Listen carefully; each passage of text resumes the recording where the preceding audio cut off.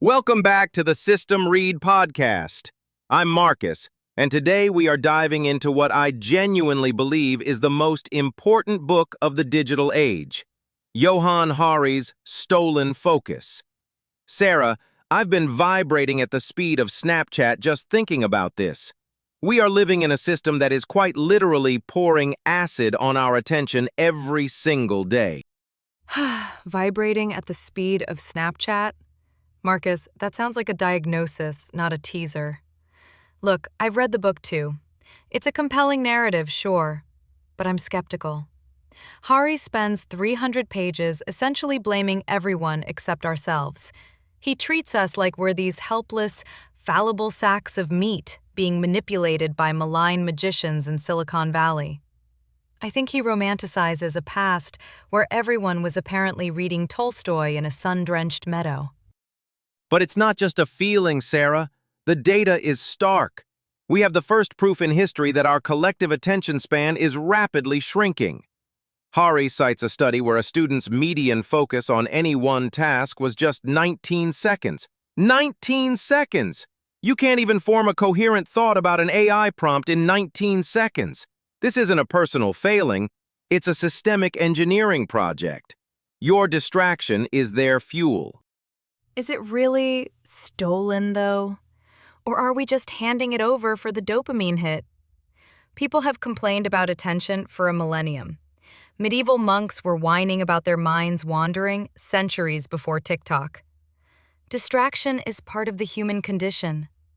I think Hari is jumping on the tech is evil bandwagon because it's a bestseller. The monks had it too argument is exactly what Sune Lehmann's research at the Technical University of Denmark debunked. He analyzed millions of Google books and Twitter data and found that for 130 years, our collective focus on any one topic has been accelerating toward a cliff. Yes, monks got distracted, but they weren't carrying a supercomputer in their pocket designed by 1,000 engineers specifically to frack their attention and raid their peace of mind. Fracking the mind. It's a great line. But let's look at the magicians, Marcus. Tristan Harris talks about these control rooms in Palo Alto where they're tweaking dials to shape the thoughts of 1 billion people.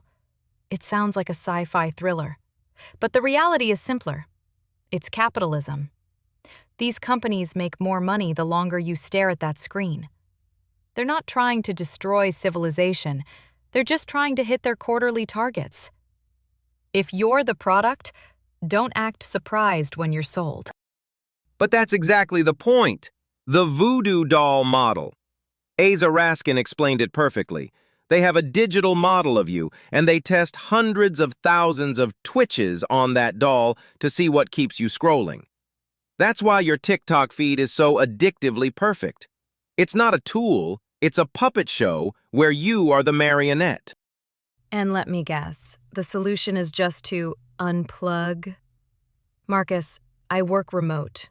I have 42 Slack notifications and 3 Zoom meetings before noon. I can't exactly go to a beach house in Provincetown for 3 months without a phone like Hari did. That's a luxury for the professional class. Telling a gig economy worker to monotask is like telling a drowning person to just breathe more deeply. I know it sounds privileged. Hari admits that. But he's not just calling for a digital detox. In fact, he says a detox is like wearing a gas mask to solve pollution. It's a temporary fix for a systemic disaster. The real issue is the attention economy. We have to ask, are we the customer or the product? Currently, we are the product being sold to advertisers. If we move to a subscription model like Netflix, the incentive changes.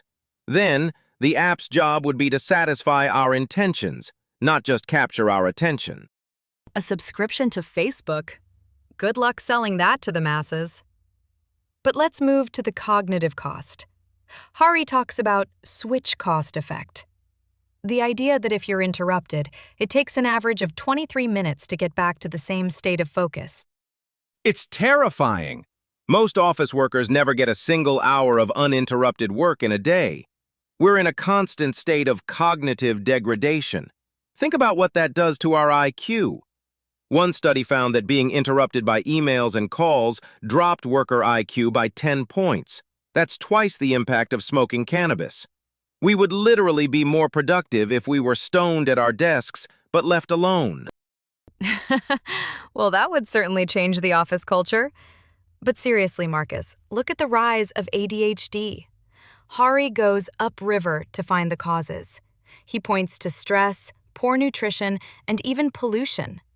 I find it fascinating that he links our pathogenic culture to children being confined indoors.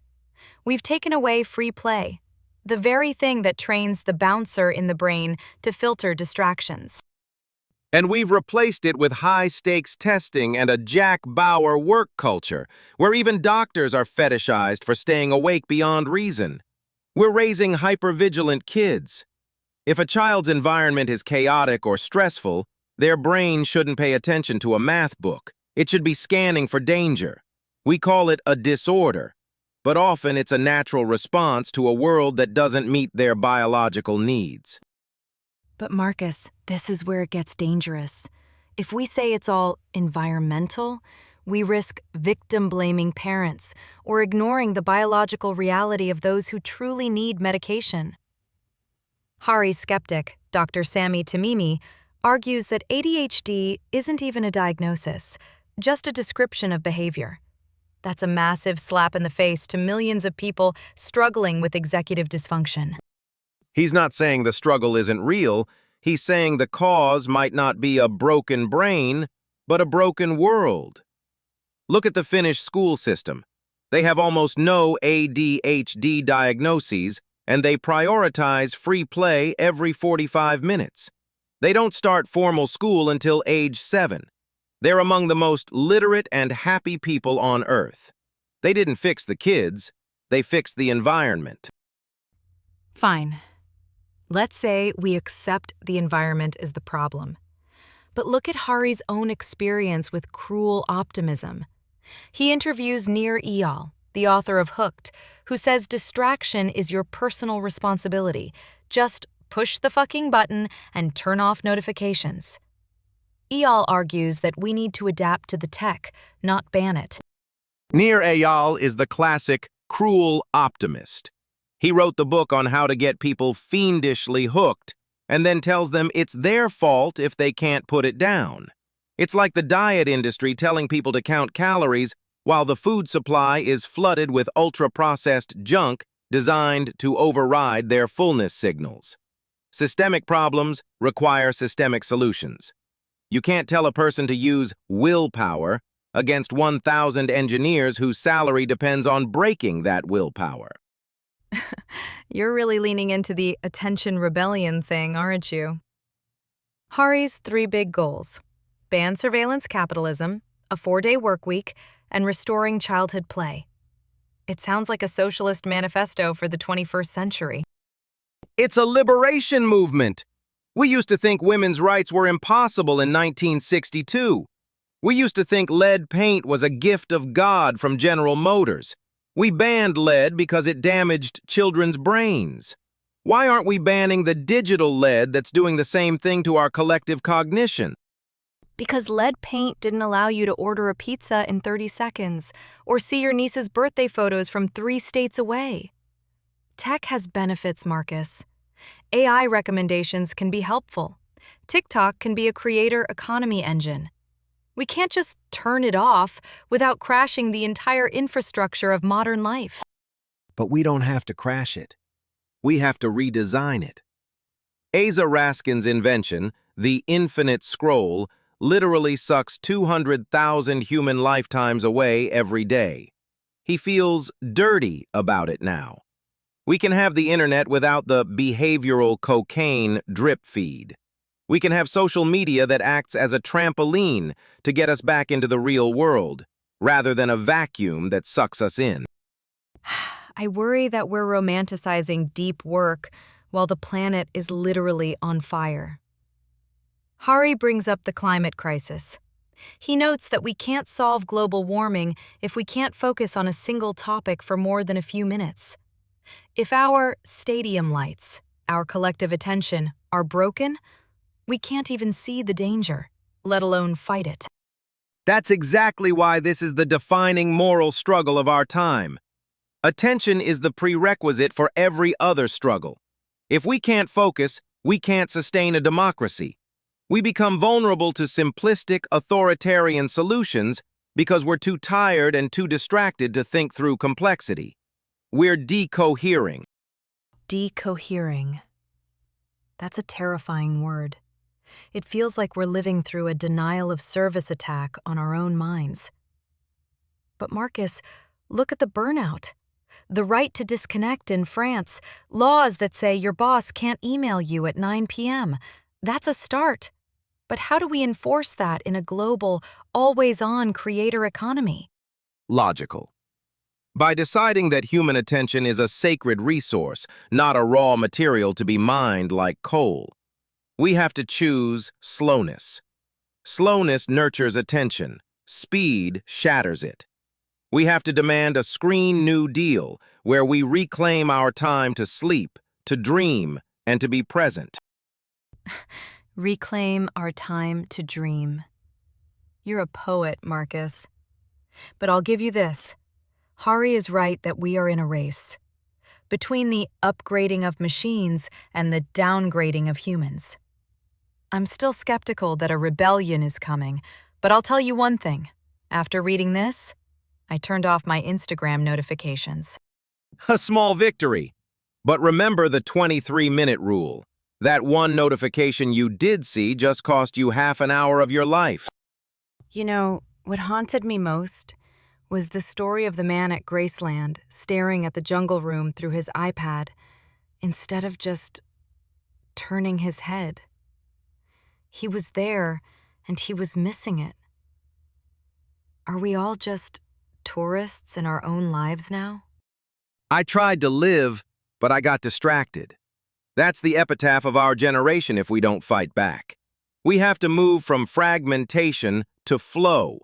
Flow is where we lose our sense of ego and merge with something meaningful. That's where the sweetest music of life happens. If capitalism allows it, let's be real, flow doesn't pay the rent. Actually, flow makes us more productive. Andrew Barnes showed that a 4-day week increased productivity because people were better rested and more focused. We've been fed a lie that more work equals better work. It's a delusion that's killing us. Well, if the revolution means I get Fridays off to read a real book and walk in nature without a Fitbit, I guess I'm in. But I'm still keeping my smartphone for Google Maps. I'm not Hari. I'm not getting lost in Provincetown without a GPS. Fair. But maybe, just maybe, let the mind wander once in a while. As Marcus Rakel found, your brain is stunningly active when you're doing nothing. That's when the connections are made. That's when the new ideas are born. We need to stop seeing daydreaming as a failing and start seeing it as mental time travel. Mental time travel. I like that. All right, Marcus, you've convinced me that the focus is stolen, not just lost. But the fight to get it back? That's going to be a lot harder than just deleting an app. Nothing can be changed until it is faced.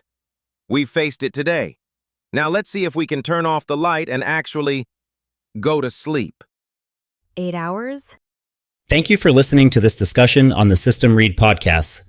If you enjoyed this episode, please hit the like button and subscribe to ensure you don't miss our upcoming deep dives.